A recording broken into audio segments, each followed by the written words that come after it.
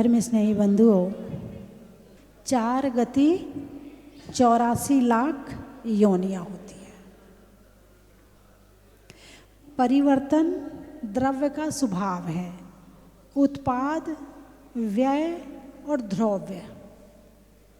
उत्पाद उत्पन्न होना, व्यय नष्ट होना और द्रव्य बने रहना। ये अवस्था जीव, पुद्गल, धर्म, अधर्म, आकाश और काल सब में होती है। इसी परिवर्तन के कारण से, उत्पाद और व्यय के कारण से ये परिवर्तन चल रहा है। लेकिन जब जीव शुद्ध हो जाता है तो उसका परिणमन उसमें चलता है। लेकिन जब जीव कर्म से अशुद्ध अवस्था में होता है तो फिर वो बाहर की तरफ भागता है, एक क्षेत्र से दूसरे क्षेत्र में गमन करता है। सिद्ध भगवान ना कहीं जाते हैं और ना कहीं आते हैं, एक जगह स्थिर रहते हैं। क्यों? क्यों? क्योंकि जड़ अलग और पुद्गल अलग। कर्म, शरीर, द्रव्य कर्म, भाव कर्म, 9 कर्म तीनों निकल गए। अब बची शुद्ध आत्मा। भाई जब हवा चलेगी तभी तो सरोवर में लहरें उठेंगी। हवा चलेगी नहीं तो सरोवर में लहरें भी नहीं उठेंगी। कर्म होंगे तो हलचल होगी, और कर्म होंगे ही नहीं, बोलिए ना, तो हलचल भी नहीं होगी। इसी तरह से एक मिट्टी का ढेला एक जगह पड़ा है, एक पत्थर एक जगह पड़ा है तो पड़ा है। क्या पड़ा है तो पड़ा है, उसमें कोई हलचल होने वाली नहीं है।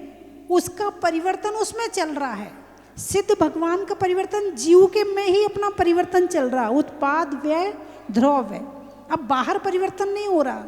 लेकिन जो जीव अभी अशुद्ध अवस्था में है, पुद्गल के साथ वाली अवस्था में है, उसके लिए 4 गति और 84 लाख योनियां होती हैं।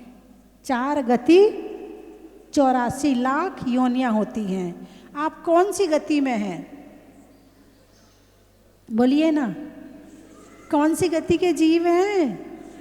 मनुष्य गति के जीव हैं। कौन सी योनि है?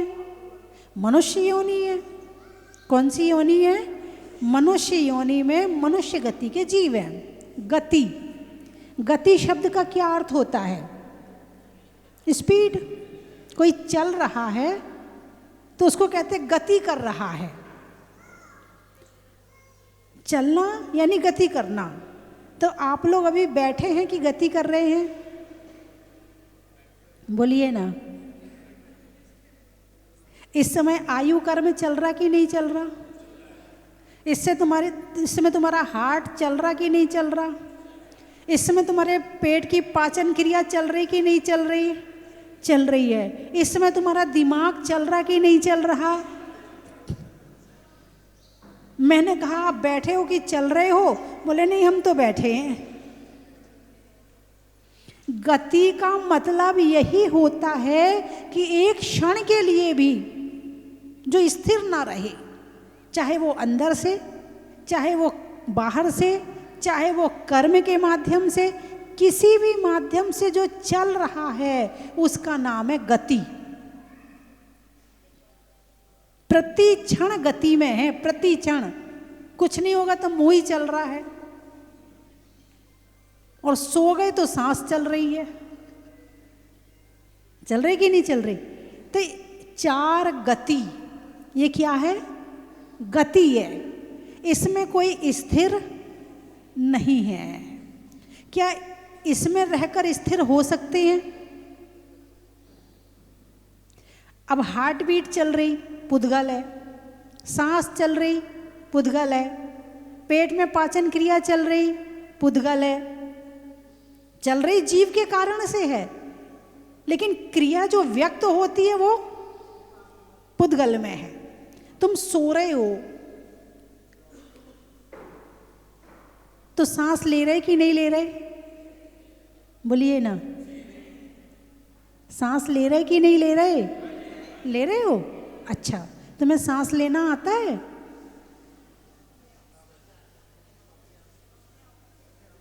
हाँ, सांस ले नहीं रहे हैं, सांस चल रही है। सांस लेने में मैं कर्ता हो गया और सांस चलने में सहजता है। मेरा कोई काम नहीं है, इसमें मैं कुछ नहीं कर रहा हूँ। अपने आप कर्म का उदय चल रहा है, श्वासोच्छ्वास नाम कर्म का उदय चल रहा है और सांस चल रही है। यदि हम लेने वाले हैं तो फिर सोते समय तो फिर कैसे सांस लोगे बताओ? यदि तुम सांस लेने वाले हो तो हैं? अब ये हार्ट तुम चला रहे हो कि हार्ट चल रहा है? चल रहा है। क्यों चल रहा है? अब इसका उत्तर दो, क्यों चल रहा है? ये सांस क्यों चल रही है? सिद्ध भगवान की सांस चल रही कि नहीं चल रही? सिद्ध भगवान की सांस चल रही कि नहीं चल रही? बिना सांस के जीवन है क्या? बिना सांस के कोई जी सकता है क्या? जी के बताओ। तो सिद्ध भगवान की सांस चल रही कि नहीं चल रही? चलो, ज्ञानी, कुछ ज्ञानी लोग बैठे हैं। भाई, कर्म है तो शरीर है, शरीर है तो श्वासोच्छ्वास है। कर्म नहीं है तो शरीर नहीं है, और शरीर नहीं है तो श्वासोच्छ्वास की जरूरत ही नहीं है। अभी हम कर्म के अधीन रह करके हमें लगता कि हम श्वासोच्छ्वास की वजह से जी रहे हैं। नहीं, हम बिना श्वास के भी जी सकते हैं। लेकिन जब तक इन कर्मों, जैसे किसी के बंधन में रहो ना, तो वो कहेगा खाओ, खाने देगा तो खा लेंगे, बोलने देगा तो बोल लेंगे, सोने देगा तो सो जाएंगे, चलने देगा तो चलेंगे, स्वस्थ रखेगा तो स्वस्थ रहेंगे, वो बीमार कर देगा तो बीमार हो जाएंगे। बंधन में है ना कोई व्यक्ति, तो हम किसके बंधन में हैं? कर्म के बंधन में है। आप यहाँ बैठे हो, कैसे बैठे हो? पुण्य कर्म के उदय में बैठे हो। अभी पाप कर्म का उदय आ जाए तो कोई ना कोई निमित्त मिलेगा, कोई ना कोई बात हो जाएगी और यहाँ से उठ के चले जाओगे। आप प्रवचन भी सुन रहे हो ना, तो आपके पुण्य कर्म का उदय है। अब कर्म तो कर्म है, चाहे पुण्य हो चाहे पाप हो। कर्म तो कर्म है। पुण्य होगा तो थोड़ा सुख महसूस होगा, पाप होगा तो दुख महसूस होगा। लेकिन मैं पुण्य और पाप इन दोनों से ऊपर हूं। मेरी आत्मा कैसी है? पुण्य और पाप दोनों से ऊपर है। हैं? नहीं, अभी तो मुझे तो बहुत लंबा रास्ता तय करना है मोक्ष जाने के लिए, उस अवस्था को प्राप्त करने के लिए। अभी तो मैंने चलना प्रारंभ कर किया है। भाई साहब कह रहे आपकी अवस्था हो सकती, ना ना ना ना, पंच परमेष्ठी होते हैं, अरिहंत, सिद्ध, आचार्य, उपाध्याय और साधु। इसमें से कितने परमेष्ठी अभी संसार में हैं? कितने परमेष्ठी अभी कर्म सहित हैं? अरिहंत जो भी मंदिर में बैठे हैं, 4 अघातिया कर्म अभी बाकी हैं। 4 घातिया कर्मों का ही नाश किया है। आचार्य, उपाध्याय, साधु, परमेष्ठी ने कितने कर्मों का नाश किया है? सम्यक दर्शन प्राप्त होने पर, छायिक सम्यक दर्शन प्राप्त हो जाए तो मिथ्यात्व, सम्यक मिथ्यात्व, सम्यक प्रकृति और अनंतानुबंधी की क्रोध, मान, माया, लोभ, इन 7 यदि छायिक सम्यक दर्शन प्राप्त हो तो इनका क्षय हो जाता है। लेकिन वर्तमान में पंचम काल में छायिक सम्यक दर्शन है ही नहीं है। इसलिए आचार उपाध्याय साधु परमेष्ठी का भी एक भी कर्म का नाश नहीं हुआ है। तो फिर क्या कर रहे हैं? फिर काय को दीक्षा लिए? फिर दीक्षा काय को ली? जब कर्म का नाश नहीं हुआ है तो दीक्षा क्यों ले रहे? जब होने ही नहीं तो काय को दीक्षा ले रहे? अरे बोलिए ना, फिर धर्म क्यों करें? है ना? कर्म 3 गिलास में पानी रखा है, एक में शुद्ध पानी और एक में कीचड़ मिला हुआ पानी, ठीक है, और एक में थोड़ा कीचड़ ऊपर है थोड़ा नीचे है। तो कौन सा पानी शुद्ध है? जिसमें कुछ नहीं मिला है, ठीक है। अब एक गिलास में पानी, नीचे कीचड़ बैठ गई है और ऊपर साफ पानी है, और एक में कीचड़ नीचे भी बैठी है और हल्की फुल्की ऊपर भी है। 3 तरह का सम्यक दर्शन होता है। एक होता है छायिक सम्यक दर्शन, जिसमें इन 7 प्रकृतियों का पूर्ण रूप से क्षय हो जाता है। दूसरा होता है क्षयोपशम सम्यक दर्शन, जिसमें कुछ प्रकृतियां ऊपर रहती हैं बाकी नीचे बैठ जाती हैं। है सम्यक मिथ्यात्व ऊपर रहती है, बाकी मिथ्यात्व सम्यक प्रकृति ऊपर रहती है और सम्यक मिथ्यात्व भी बैठी हुई होती है, और अनंतानुबंधी की 4 कषाय नीचे बैठी हुई होती है। और तीसरा वाला जिसमें कीचड़ पूरा नीचे बैठ गया, उसमें सम्यक प्रकृति भी नीचे बैठी होती है और उसका काल बहुत कम होता है। शिवोपम सम्यक दर्शन का काल है अधिक से अधिक 66 सागर। कितना? 66 सागर। और उपशम सम्यक्त्व का काल है अंतर मुहूर्त, और छायिक का काल है अनंत, है ना।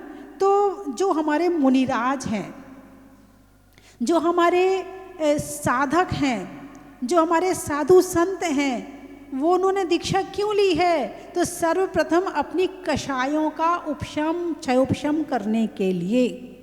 जितनी जितनी कषाएं कम होती जाएंगी उतना उतना गुणस्थान बढ़ता चला जाएगा। तो कषाय तो जानते हो ना, आप लोगों के पास थोड़ी होगी, ये तो बड़ी बुरी चीज होती है, आपके पास थोड़ी होगी। अरे बोलिए ना, क्रोध है आपके पास में? है मान माया लोभ है कि नहीं है? भरे पड़े हैं। ओहो हो। हमारा दुश्मन कौन है? पड़ोसी? कौन है हमारा दुश्मन? हमारे घर वाले?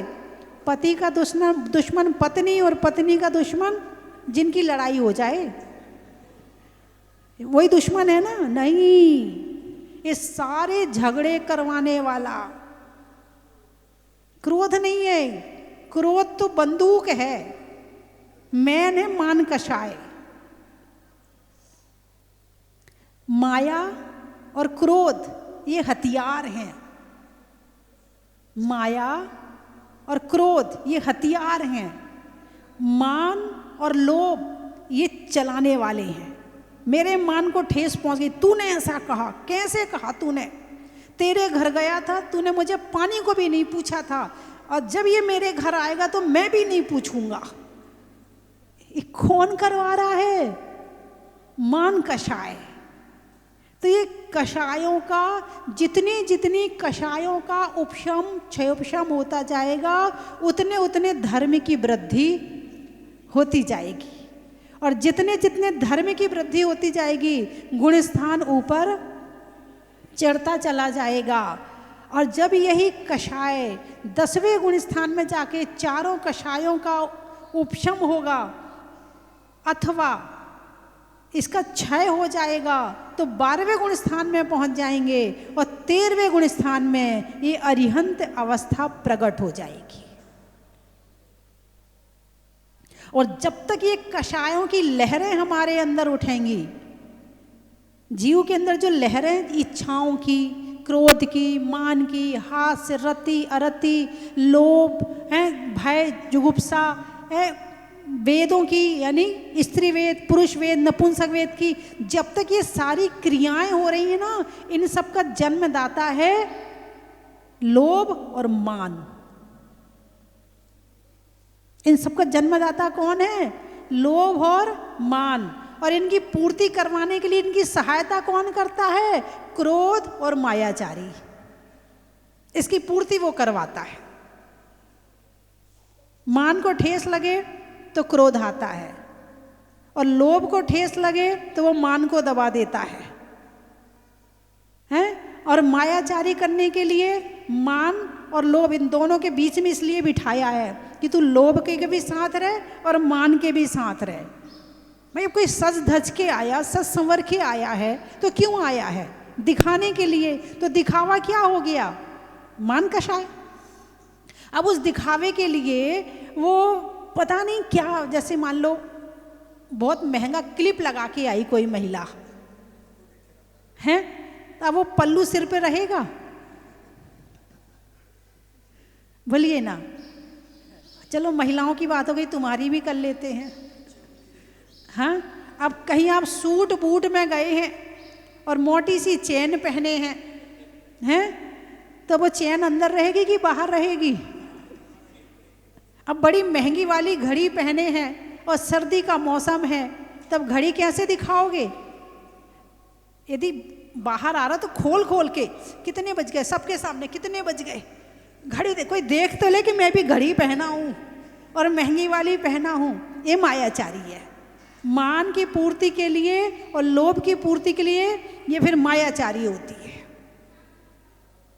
और जब तक ये कषाएं रहेंगी तो तब तक धर्म आत्मा में घुसने वाला नहीं है। जब इन कषायों का उपशम क्षय क्षयोपशम होता है, बस वहीं से धर्म की शुरुआत हो जाती। कितनी पूजा कर रहे, महत्व इस बात का नहीं है। आप कितने दिन से मंदिर आ रहे, महत्व इस बात का नहीं है। आपने कितनी माला फेरी, महत्व इस बात का नहीं है। महत्व इस बात का है कि धर्म करने के बाद आपके कषायों का उपशम कितना हुआ।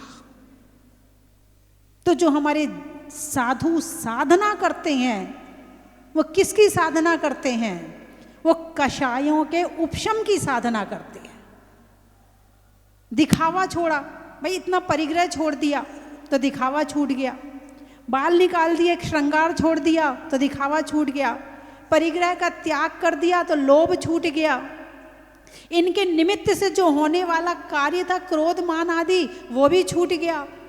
और फिर किया स्वाध्याय तो आत्मा का ज्ञान हुआ, तो और जितनी सामने वाले से गलतियां हो रही थी, क्षमा भाव आ गया। और क्षमा भाव आया तो क्रोध अपने आप चला गया।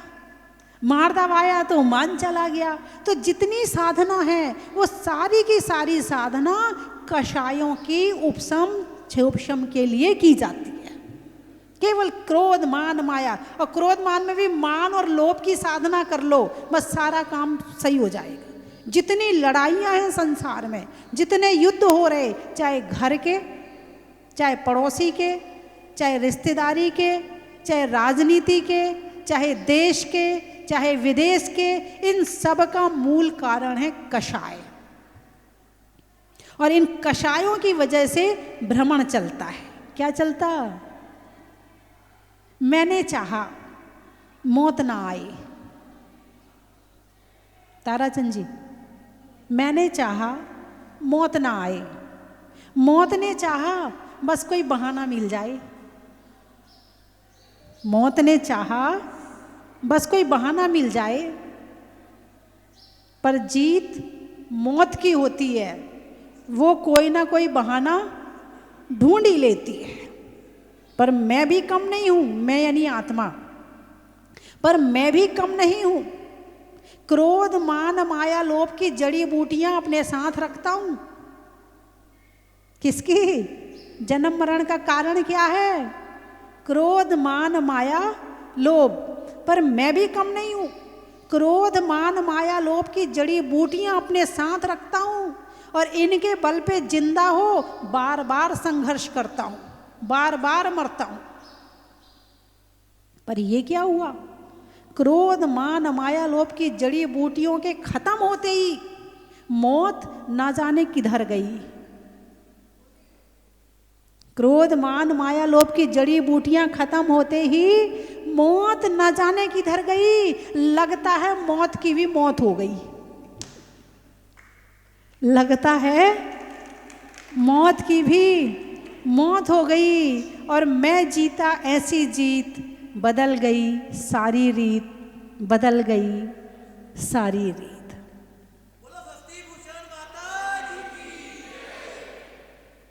तो बात चल रही है परिवर्तन की। किसकी? द्रव्य परिवर्तन, क्षेत्र परिवर्तन, काल परिवर्तन, भाव परिवर्तन और भाव परिवर्तन। ये पंच परावर्तन हम अनादि काल से कर रहे हैं। कब से कर रहे हैं? अनंत काल से। आज तक क्या किया है? यही किया है। और अभी क्या कर रहे हो? अभी भी यही कर रहे हैं, बस पता नहीं चल रहा है। स्वाध्याय करो तो पता चले, प्रवचन सुनो तो पता चले कि जैसे एक झूला है, उसमें डोले होते हैं। मान लो 4 डोले हैं, 4 है ना। एक झूला में 4 डोले होते, तो बहुत सारे आपके वाले में, तो मैं 4 बना रही हूँ, ठीक है। कभी ये ऊपर आ जाता, ये नीचे चला जाता, ये नीचे आ जाता, ऊपर चला जाता। कभी त्रियंच गति में, कभी मनुष्य गति में, कभी नरक गति में, कभी देव गति में। बस हम घूमते चले आ रहे हैं, इसके सिवा आज तक हमने कुछ भी नहीं किया। और झूले से उतर करके मोक्ष कैसे जाएं, यदि इसका रास्ता कोई बताता है तो भगवान महावीर बताते हैं। कर्मों से छूटकर मोक्ष का रास्ता कोई बताता है तो भगवान महावीर बताते हैं। लोगों को लगता जैन धर्म में इतना त्याग क्यों है? देखो हमारी साधवियाँ अभी पैदल चल के, कल का उपवास बता रही कि कल का उपवास था, उसके बाद विहार किया। विचार करो आप, उपवास के बाद विहार। आपका उपवास हो, पहली बात तो भोजन करने के बाद भी 1 किलोमीटर जाना हो, 1 किलोमीटर मंदिर हो, बाइक होगी तो मंदिर जाएंगे, गाड़ी होगी तो मंदिर जाएंगे, नहीं तो नहीं जाएंगे। और उपवास के दूसरे दिन तो सपने में भी नहीं सोचेंगे कि पैदल चलेंगे। और हमारी साध्वी जी उपवास के दूसरे दिन बिहार करके आई हैं, आप विचार करो। और वर्षी तप चल रहा है, 1 दिन उपवास, 1 दिन आहार, 1 दिन उपवास। वर्षी तप आप जानते हो, अक्षय तृतीया से प्रारंभ होता है। और उसमें जैसे अपने आदिनाथ भगवान ने को 6 महीने आहार नहीं मिला था, अब लगातार 6 महीने उपवास करने की वर्तमान के शरीर में शक्ति नहीं है, तो उन्हीं को याद करके कि उनको आहार नहीं मिला था, तो 6 महीने हम कैसे रहें, तो कैसे रह सकते, उन्हीं के स्मरण करके आदिनाथ भगवान के लिए ये वर्षी तप है। 1 दिन भोजन, 1 दिन उपवास, 1 दिन भोजन, 1 दिन उपवास, ऐसा पूरे 1 वर्ष तक करते हैं। इसको कहते हैं वर्षी तप। और ऐसे एक साध्वी जी नहीं, बहुत सारे हैं, हजारों हैं। अभी एक श्रावक आए थे परसों नरसों, एक श्रावक आए थे, वो कह रहे थे कि हम वर्षी तप कर रहे हैं। ये क्यों कर रहे, क्यों तपस्या करते हैं? ताकि कषाय कम हो। जिस दिन उपवास होता है मन शांत रहता है, मन अपने आप कहता है आज पूजा पाठ ज़्यादा कर लो, आज भक्ति ज़्यादा कर लो, आज ध्यान ज़्यादा कर लो, अपने आप कषायों से दूर होता। ये शरीर का उपवास आत्मा को शुद्ध करने के लिए है। और 1 दिन उपवास किया है तो ना जाने कितनी इच्छाएं छूट जाती हैं। तो आप जो है वर्षी तप कर रहे हैं। हम तो कहते तुम 8 दिन में 1 ही उपवास कर लो, 15 दिन में 1 ही कर लो। हो तो सकता है, हो तो सकता है, करते नहीं हो। और आपको लगता कमजोरी कि आप अंदर से फील कर रहे हैं कि मैं नहीं कर पाऊंगा, तो हमारी साध्वियों को देखो कि जब ये 1 वर्ष तक कर सकती हैं तो तुम सप्ताह में 1 दिन क्यों नहीं कर सकते हो? तुम 15 दिन में 1 दिन क्यों नहीं कर सकते हो? और इन सब का एक ही मतलब है, कषायों का उपशम। अपने आप ने अपने मन को इच्छाओं से शांत करना। और जिसकी इच्छाएं शांत हो गई, उससे बड़ा संसार में कोई सुखी व्यक्ति यही नहीं है। एक सन्यासी था, आराम से रहता था। तो एक राजा को पता चला, बढ़िया नाम था उसका, अक्खड़ था, फक्कड़ था,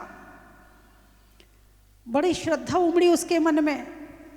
गया उसके पास, सर्दी के दिन थे, धूप में लेटा था। जाके राजा ने हाथ जोड़े, महाराज आपसे बहुत प्रभावित हूं, आपके लिए क्या करूं? और मैं भी आपके जैसा होना चाहता हूं। आप बहुत सुखी हैं, मैं भी सुखी होना चाहता हूं। तो सन्यासी ने लेटे लेटे कहा, मेरे लिए इतना कर कि जो धूप तूने रोक रखी वो उससे एक तरफ हो जा, और मेरे जैसे सुखी होना चाहता तो आ मेरे बाजू में लेट जा। जिसकी इच्छाएं शांत हो गई उसे राजा से भी कुछ नहीं चाहिए। राजा क्यों ना आके खड़ा हो जाए, मन में इच्छा ही नहीं है कुछ मांगने की। और जिसके अंदर मांगने की इच्छा नहीं रह गई, जिसके अंदर इच्छा ही नहीं रह गई, समझना उससे बड़ा सुखी व्यक्ति दुनिया में कोई है ही नहीं है।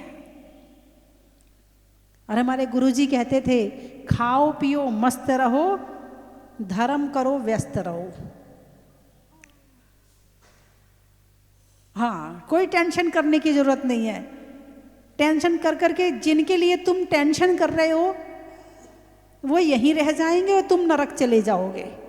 तो किसी और के पीछे अपन को नरक जाने की जरूरत नहीं है।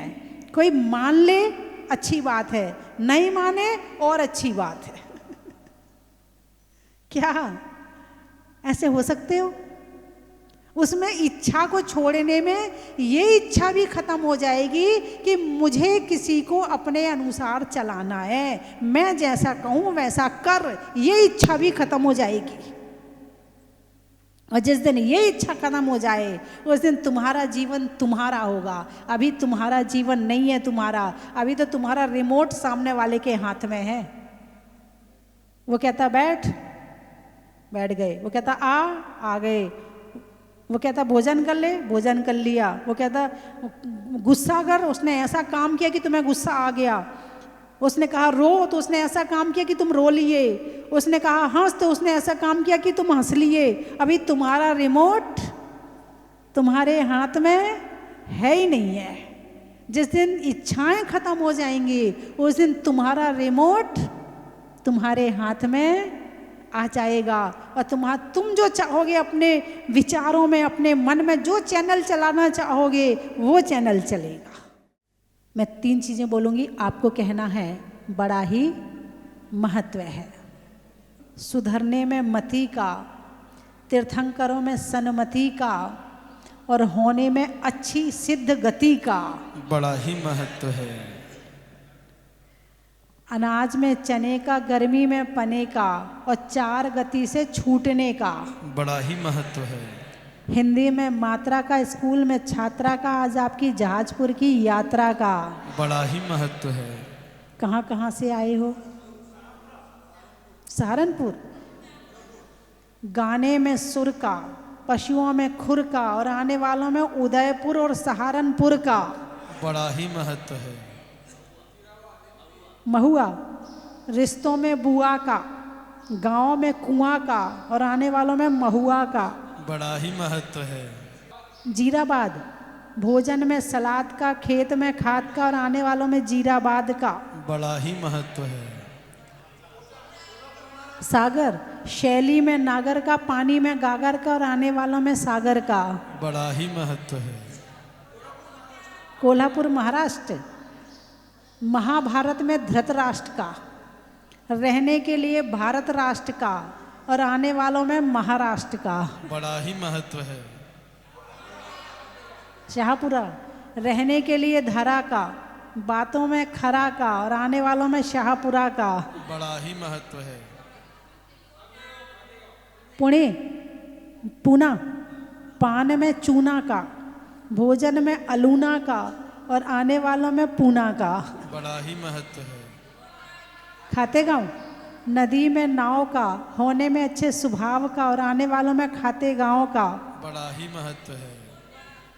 कोटिया, कोटा, फूल में कांटा का, रसोई में आटा का और आने वालों में कोटा का। बड़ा ही महत्व है।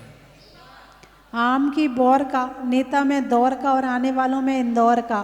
बड़ा ही महत्व है। सुकरी, शिवपुरी, स्वर्ग में परी का, बैठने में दरी का और आने वालों में शिवपुरी का। बड़ा ही महत्व है। मुंगाना, अच्छा,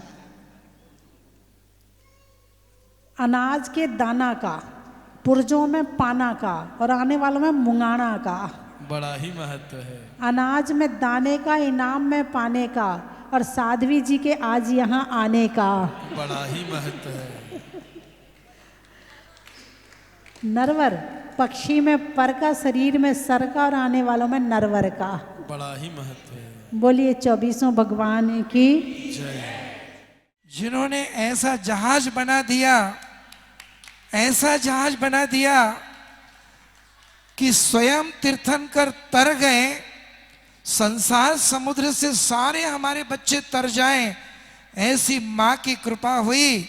माँ ने कहा बेटा मैं एक बेटे को गोद में लेकर बैठ सकती हूँ, सुला सकती हूँ, लेकिन मेरे सारे बेटे मेरे लिए समान हैं, तो बच्चों के लिए क्या करूं?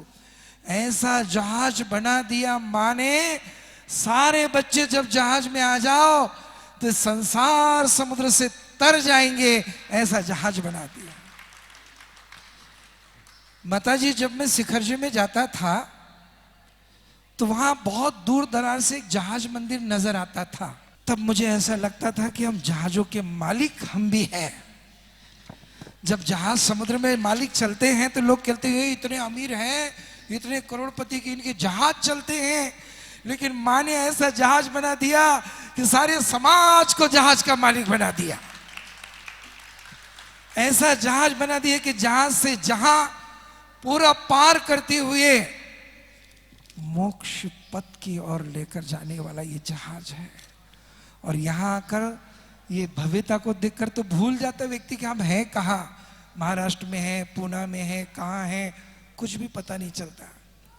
ऐसे पूज्य माँ ने ऐसा भव्य और दिव्य क्षेत्र का निर्माण किया।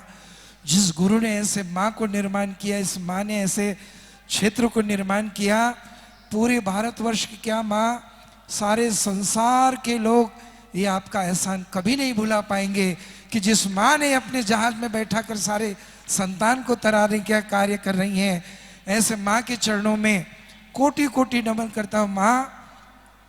और मैं जहाँ से आया हूँ, आचार्य भगवान ये बालक क्या दे सकता है, किंतु माँ आपने जो दिया वो हम कभी भूल नहीं सकते हैं। माँ इस प्रतिष्ठा के लिए भी माँ ने याद किया था, लेकिन मेरे कार्यक्रम कहीं और बुक थे। साथ में हमारे संघ के चिकू भैया, प्यार से कहा जाता है, बहुत अच्छी वाणी है। मैं अवश्य कहूँगा माँ कि आसान आपके कभी न भूल पाऊँ। इस धरती पर जो आपने कर दिखाया है, इस बात को मैं कभी भुला न पाऊँ। अंतिम 2 शब्द, हे मुनीश्वरनाथ भगवान, एक बात तो जरूर है माता जी कि आपकी इस धरती पर आने के पहले यहाँ पर मुनिराज थे, किंतु भगवान की इच्छा थी, भले स्त्री पर्याय है, लेकिन भगवान की इच्छा थी कि मैं स्वस्ति भूषण 4 गतियों का क्षय करने वाले स्वस्तिक, ऐसे स्वस्ति भूषण माता जी का ही सानिध्य प्राप्त करूंगा। जय मुनि सुव्रतनाथ, जय मुनि सुव्रतनाथ, जय मुनि सुव्रतनाथ, जय मुनि सुव्रतनाथ। कुछ अतिशय हम पर बरसा दो, अंतर्मुख मन में कंचन की थाल को सजाओ रे आज, रत्नों की थाल को भर लाओ रे आज।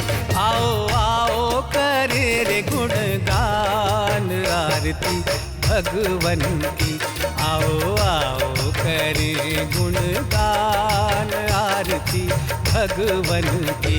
आओ आओ करें गुणगान आरती भगवन की।